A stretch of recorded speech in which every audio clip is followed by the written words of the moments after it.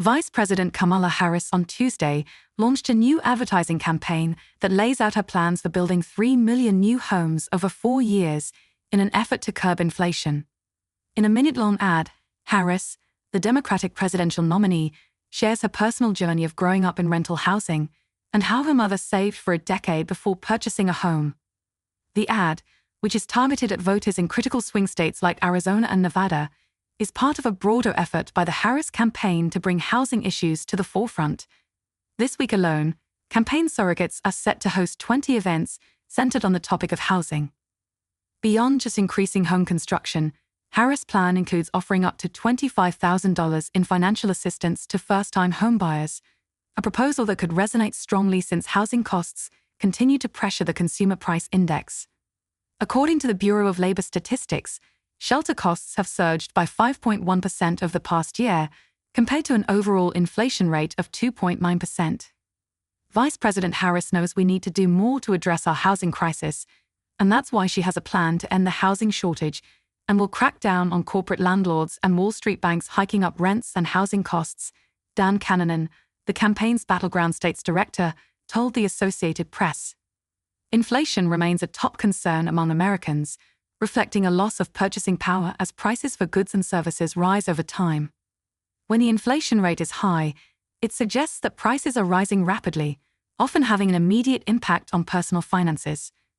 Former President Donald Trump, the GOP presidential nominee, has attributed price increases to President Joe Biden's energy policies. Meanwhile, Harris has announced plans to propose new measures aimed at reducing costs and bolstering the economy. The Harris housing plan proposes tax breaks for home builders who cater to first-time buyers and seeks to expand existing incentives for companies constructing rental housing. Recognizing that local zoning laws often limit housing supply, Harris also aims to double funding to $40 billion to incentivize local governments to relax these restrictive regulations. Meanwhile, Trump has proposed various measures to reduce housing costs, including a claim in a June speech in Wisconsin that curbing illegal immigration would ease housing demand and, in turn, lower prices. "I will also stop inflation by stopping the invasion, rapidly reducing housing costs," Trump said. Additionally, his campaign has floated the idea of opening more federal land for home construction and initiating a competition to develop as many as 10 new cities.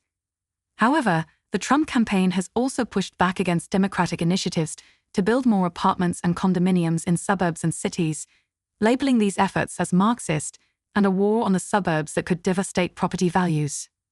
Karoline Leavitt, the Trump campaign's national press secretary, has criticized Harris' economic policies, branding them Kamalanomics and accusing the policies of making homeownership less attainable. Trump further attacked Harris' proposal, questioning how she plans to finance the $25,000 grant for first-time homebuyers and insinuating without evidence that it would benefit undocumented immigrants. She has no clue how she paid for $25,000 to every first-time homebuyer, including illegals, said Trump at an August 19 rally in York, Pennsylvania.